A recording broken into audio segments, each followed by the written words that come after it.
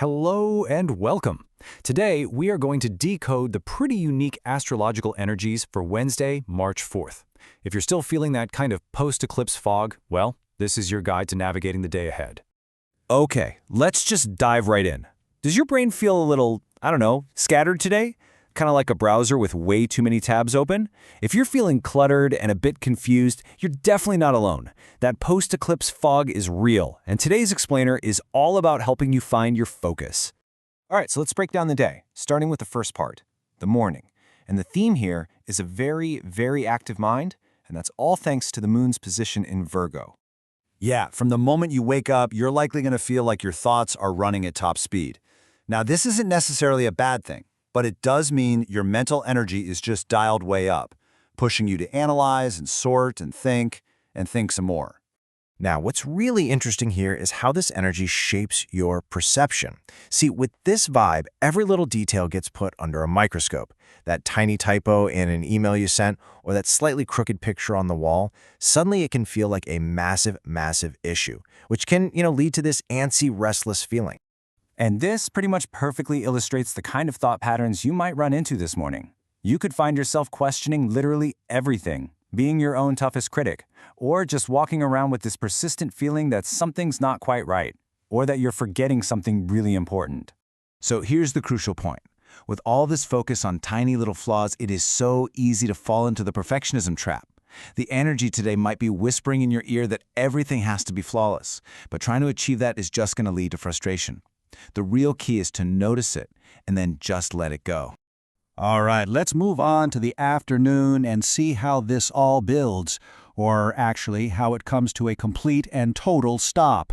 There is a very important window of time where the energy shifts from go, go, go to wait, wait, wait. So this pause is caused by something called the moon void of course. Now, you don't need to be an expert on this. All it really means is that the moon is in between signs, and that creates a kind of cosmic timeout. It's a moment for us to pause and reflect, not to push forward with anything new. And here it is, your exact timetable for this cosmic break. It all kicks off at 5:52 p.m. This is your signal to stop initiating new things and instead just rest and review what you've already done. This whole waiting period lasts until 9:55 p.m., and that's when the energy finally shifts and starts moving forward again. So what does this actually mean for you, practically speaking? It's really this simple. The guidance is crystal clear. Don't make any big new decisions. Don't hit send on that huge proposal or start a really tough conversation. The most productive thing you can possibly do during this window is to just wait. Now, after that productive pause, we head into the final and maybe the most pleasant part of the day, the evening shift. As soon as the moon enters the sign of Libra, the entire atmosphere is going to change. And you can see the contrast perfectly right here. We're moving from that detail-oriented, analytical, and sometimes critical energy of the Virgo moon into the much softer, harmony-seeking vibe of the Libra moon. It's a real shift from what's wrong with this to how can we make this right, together. So once we cross that 9:55 p.m. threshold, your focus is just going to naturally pivot. That search for balance becomes the main driver. You'll find your attention turning away from tasks and toward people. Your relationships and creating harmony within them are going to take center stage. So we've journeyed through the morning rush, the afternoon pause, and the evening shift. What is the single most important message you should carry with you from all of this? Let's get to our final word.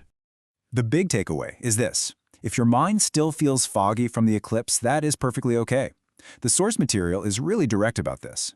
Don't try to force a decision or search for absolute certainty today. Real clarity is coming, but it's going to take a few more days to really arrive.